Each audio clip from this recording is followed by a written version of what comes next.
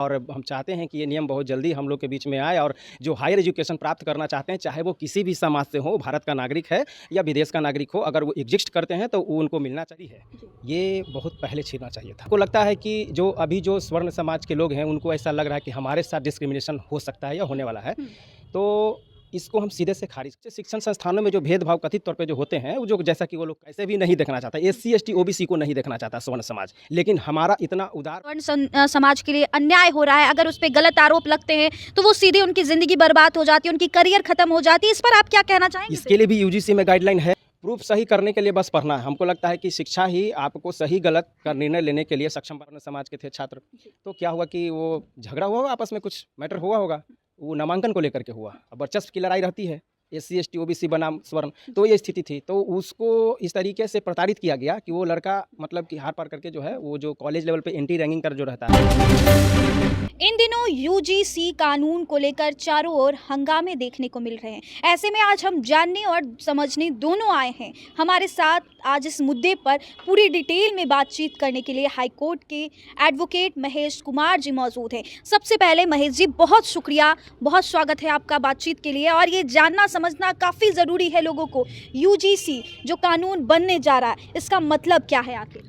बहुत शुक्रिया आपको और आपके चैनल को हम धन्यवाद करना चाहते हैं कि इस ज्वलंत सवाल पर आपने ये बहस छेड़ी है, और आपके चैनल के माध्यम से हम अपने उद्गार इस यूजीसी के जो नए नियम आए हैं, नियम 3C, उसमें अपना वक्तव्य रखना चाह रहे हैं।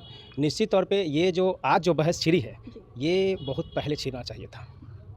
हमको लगता है कि जो स्वर्ण समाज के लोग हैं, उनको ऐसा लग रहा है कि हमारे साथ डिस्क्रिमिनेशन हो सकता है या होने वाला है, तो इसको हम सीधे से खारिज करते हैं। हम इसलिए क्योंकि हम एक वकील हैं, और वकील का काम होता है एक सही मार्गदर्शन देना, समाज में जो हाशिए पर लोग हैं उनको आगे बढ़ाना।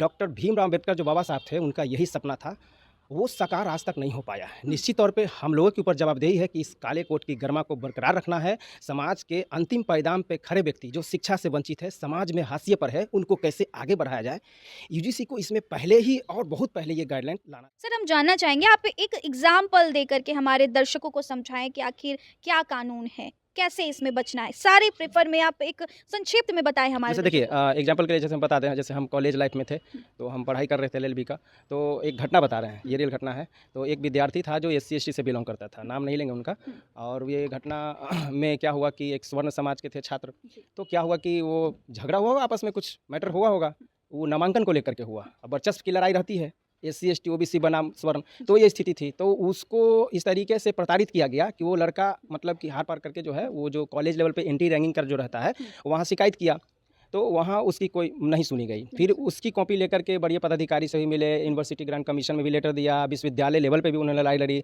उसके लिए जो स्टूडेंट फेडरेशन के जो संगठन होते हैं, वो लोग भी लड़ाई लड़ा। एक लेवल तक उसकी लड़ाई गई, लेकिन फिर भी उसमें ये पाया गया कि वो आरोप लगाता गया लगातार कि ये गलत कर रहा है हमारे साथ। स्वर्ण समाज के जो छात्र थे, वो बोले कि हमारे साथ ये गलत कर रहा है, बेबुनियाद मनगढ़ंत हमको परेशान करने के लिए, विश्वविद्यालय से हमको इंस्टिगेट कराने के लिए पूरा एरी चोटी किए हुए हैं। लेकिन अल्टीमेटली जब वो जो यूनिवर्सिटी लेवल पर जो एक कमेटी रहती है, जो डीन वेलफेयर, स्टूडेंट वेलफेयर की, उसमें वो बात गई, तो वो सामने जाँच में आया कि वो गलती जो है उधर से ही था। अब इस गलती को भी स्वीकार नहीं कर रही है। तब उसके बाद उसकी कॉपी लेकर के वो एससी एसटी का केस भी कर दिया। अभी मामला माननीय न्यायालय में पेंडिंग है।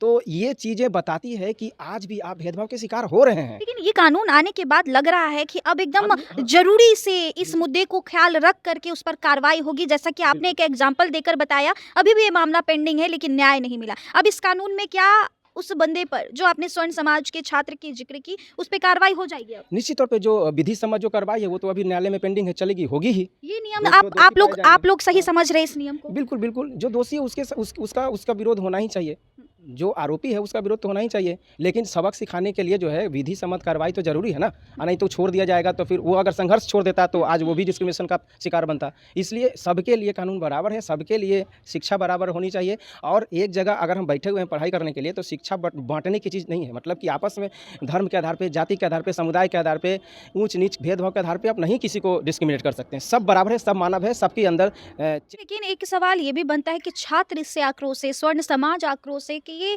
जाति के नाम पे भेदभाव क्यों? क्यों किया जा रहा है यह भेदभाव? काफी आक्रोश तो बहस होना अच्छी बात है। कोई भी नियम अगर मसौदा तैयार हो तो उससे बहस होती है, तो एक अच्छा नियम कानून बन करके तैयार होकर के आता है। मतलब इसमें कानून में है क्या क्या कैसे गाइडलाइंस है इसमें? गाइडलाइंस के बारे में हम तरह जानना पहले चाहेंगे। जैसे पहले क्या था कि वो जो गाइडलाइंस जो पहले यूजीसी का था, चूंकि वो हायर एजुकेशन को प्रमोट करता है, हायर एजुकेशन के लिए काम करता है, तो अब उच्च शिक्षण संस्थानों में जो भेदभाव कथित तौर पे जो होते हैं, वो जो जैसा कि वो लोग कह रहे हैं, तो हमारे ख्याल से ऐसी कोई बात नहीं है। जिसके पास मेरिट है, जिसके पास मेरिट रहेगा, वो आरक्षण रहे ना रहे वो डिजर्व आप करेगा। सपोर्ट कर रहे हैं इस चीज को लेकर, क्योंकि आपके जितने लोग होंगे, आपके जानने वाले लोग होंगे, आप तो कोर्ट में वकालत करते हैं, आपके साथ वकील बहुत सारे फ्रेंड्स होंगे। क्या आप लोग में डिस्कशन चल रहा है इस नियम को लेकर? क्या ये सही नियम है? बिल्कुल, बहुत ही पॉजिटिव और सकारात्मक हम लोग हैं इसको लेकर के, और हम चाहते हैं कि ये नियम बहुत जल्दी हम लोग के बीच में आए, और जो हायर एजुकेशन प्राप्त करना चाहते हैं, चाहे वो किसी भी समाज से हो, भारत का नागरिक है या विदेश का नागरिक हो, अगर वो एग्जिस्ट करते हैं तो उनको मिलना चाहिए लाभ। अब देखिए, जाति, धर्म, क्षेत्र के आधार पे भेदभाव कहीं से भी किसी के साथ भी नहीं होना चाहिए, चाहे वो किसी भी समाज का हो। भारत का संविधान हमारा इस बात का इजाज़त देता है कि आर्टिकल 12 से लेकर के 35, वो आप जब पढ़ेंगे 12 से 35 जितने भी हमारे अनुच्छेद हैं, उसमें सभी के लिए बात किया गया है ना। अस्पृश्यता को कैसे अंत किया जाए, धर्म और जात के आधार पर जो डिस्क्रिमिनेशन है उसको कैसे अंत किया जाए, ये तो अच्छी पहल है ना हमारे संविधान। जो स्वर्ण समाज है वो नाराज नजर आ रहे हैं। स्वर्ण समाज के साथ साथ अनीता विनीता भी इस पर टिप्पणी करते हुए नजर आ रहे हैं। हम उनको बस यही कहेंगे कि उन लोग को चाहिए मसाला, ठीक है ना। अब मिल गया है तो अब जो है ऐसे भी नहीं देखना चाहता, SC ST OBC को नहीं देखना चाहता स्वर्ण समाज, लेकिन हमारा इतना उदार व्यक्तित्व है, हम ऐसे समुदाय से आते हैं कि संघर्ष करके हम यहाँ आए हैं, है ना। तो जो संघर्षकारी होते हैं ना, उनके अंदर ये सब चीज़ें नहीं होती हैं। बाबा साहब का बहुत बड़ा सपना था जो आज भी अधूरा है, उसको पूरा करने की तो जरूरत ये भी कहा जा रहा है कि ये तो स्वर्ण समाज के लिए अन्याय हो रहा है। अगर उस पर गलत आरोप लगते हैं तो वो सीधे उनकी जिंदगी बर्बाद हो जाती है, उनकी करियर खत्म हो जाती है। इस पर आप क्या कहना चाहेंगे? इसके लिए भी यूजीसी में गाइडलाइन है। और क्या है गाइडलाइन? वो गाइडलाइन के बारे में तो बता दें। यूजीसी ने तो साफ तौर पे, जैसे अभी रैंकिंग कमेटी भी बनी है, कॉलेज लेवल पे बनती है, यूनिवर्सिटी लेवल पे बनती है, तो यूजीसी का भी इस पे जैसे वो फेलोशिप देता है, तो ऐसी तो नहीं मुंह देके देता है, मेरिट रहता है तभी मिलता है। सिर्फ हम आरक्षण हमारे पास है, मेरिट नहीं है तो कैसे हम डिजर्व क्या करेंगे? इसमें जो सही होंगे, स्वर्ण समाज के लोग गलत नहीं होंगे, उनके ऊपर आरोप लगाए जाएंगे, तो वो कैसे बच सकते हैं इस कानून के खिलाफ से? क्योंकि कहा यह जा रहा है कि अगर आप पे इल्जामात लग जाती है तो आपकी करियर खत्म हो जाती है। वो कैसे रास्ता चुनेंगे, कैसे खुद को बचा पाएंगे, कैसे खुद को सही प्रूफ कर पाएंगे? प्रूफ सही करने के लिए बस पढ़ना है। हमको लगता है कि शिक्षा ही आपको सही गलत का निर्णय लेने के लिए सक्षम बनाता है, अच्छा बुरा दौर से बचने के लिए आपको सक्षम बनाता है। आप आधे अधूरे नॉलेज लेकर के अब जब आते हैं और मीडिया के समक्ष बातें रखते हैं, तो हमको लगता है कि आप दिग्भ्रमित भी हो रहे हैं और समाज को गुमराह भी करने का काम कर रहे हैं। निश्चित तौर पर पहले पूरी जानकारी लेनी चाहिए, समझना चाहिए। क्या जानकारी, आप क्या जानकारी देना चाहेंगे? हमारे दर्शकों को क्या जानकारी देना चाहेंगे? हम सबसे पहले यही कहेंगे कि जो यूजीसी का जो 3C नियम है, उसको पहले अच्छे से गहनता से अध्ययन करें। नो डाउट कि हमने भी ओवरऑल अध्ययन किया है। क्या है 3C नियम में? क्या उसमें मूल बातें यही है कि जो निचोड़ जो है, ये नया मसौदा जो आया है, उस मसौदे को उसमें रखा गया है, उसको एक बार अगर पढ़ लेते हैं, अवलोकन कर लेते हैं, तो आप इस निष्कर्ष तक तो जरूर पहुंचेंगे कि ये सही है या गलत है। हम जहाँ तक अध्ययन किए हैं उसमें बस क्लियर कट यही बात हम आपको कहना चाहते हैं कि वो सही है, और ये बहुत पहले आ जाना चाहिए। क्या अध्ययन किए आप इसमें? क्या कुछ अपनी बात को रखना पूरे तरीके से डिस्क्रिमिनेशन की जो बात आ रही है, जो स्वर्ण समाज के लोग आरोप लगा रहे हैं, तो उस मसौदे में तो क्लियर है कि अब जब ये नया नियम आ जाएगा तो उस मसौदे को फुलफिल करके इसको नियम बना देगा, कानून बना दिया जाएगा, तो वो जो डिस्क्रिमिनेशन का पार्ट था वो खत्म हो जाएगा। वो तो डर रहे हैं ना, तो डर क्यों डर रहे हैं? उनको ऐसा लग रहा है कि प्रमोट किया जा रहा है, SC ST OBC को प्रमोट किया जा रहा है, और हमारा हिस्सा जो मेरिट है, मेरिट को भी वहाँ पे इग्नोर किया जाएगा। तो ऐसी तो कोई बात है नहीं है। हमारा तो कोई वहाँ आदमी तो नहीं है कि हम अच्छा, वो गलत नहीं करते हैं तो वो खुद को बचाने के लिए, खुद को प्रूफ करने के लिए क्या करेंगे कि वो खुद सही साबित हो जाएंगे? कौन से नियम का पालन करेंगे वो? पहले नियम तो बन जाने दीजिए, नियम बन जाए, उसके बाद अगर रहेगा ऐसा कुछ तो फिर आपके पास न्यायालय है, माननीय न्यायालय में उन्हें जो दे सकते हैं, जो नियम है उस नियम पे जा करके वो बच सकते हैं, या उनकी करियर खत्म हो जाएगी? हमारा भारत का जो उच्चतम न्यायालय है, वहाँ कॉन्स्टिट्यूशनल बेंच बैठती है, आप वहाँ भी जाकर के ड्राइव करके आप अपना बात बच सकते हैं, उनकी करियर खत्म नहीं होगी। निश्चित तौर पे सबको इक्वलिटी बिफोर द लॉ है, तो शिक्षा का अधिकार जिस तरीके से सबको मिला है, उसी तरीके से कानून के समक्ष हर कोई बराबर है। जब बराबर है तो आपके साथ डिस्क्रिमिनेशन कैसे हो सकता है?